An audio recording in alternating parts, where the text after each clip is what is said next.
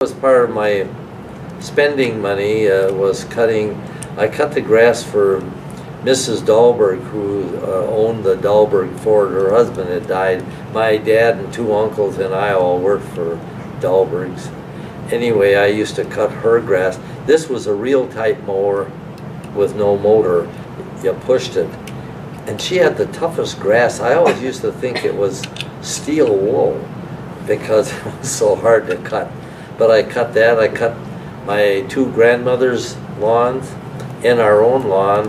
And then once in a while, I might be hired, but I got paid for the Dahlberg one that I did, and if I did anybody else's in the area. You talked about your first dog. Our first one, yeah, Buttons, I think was his name. Oh, he was wonderful, I thought. And getting him from the pet store? Yeah, and he was so quiet in the pet store, you know. He's in the window and real quiet on the way home and everything. Once we got home, I put him down on the floor and zoom, he was just wild, crazy for the rest of his life, yeah. This is Spotty, was it? Yeah. It was my dad's dog, and it stayed at Grandma's house on 7th Avenue there. However, every Monday he seemed to know it was Monday Mom washed clothes, because he'd walk up to 15th Avenue and Mom would hang out the sheets in the nice warm weather, and it was so hot that he'd walk through the sheets with nice and wet, you know, and it cooled him off. He was a pretty smart dog. But every Monday he came up there.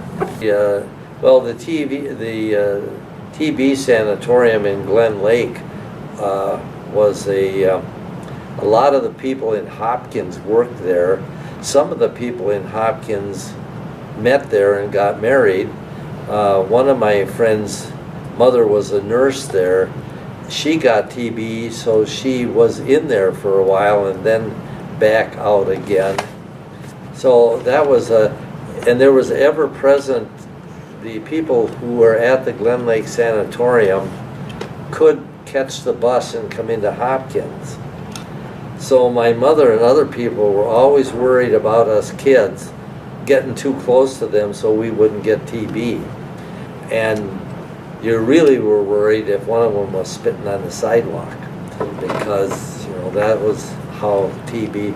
And one of the doctors, Dr. Cohen, lived across from us on 11th Avenue North for a while, and so it was a pretty good employer for the Hopkins area.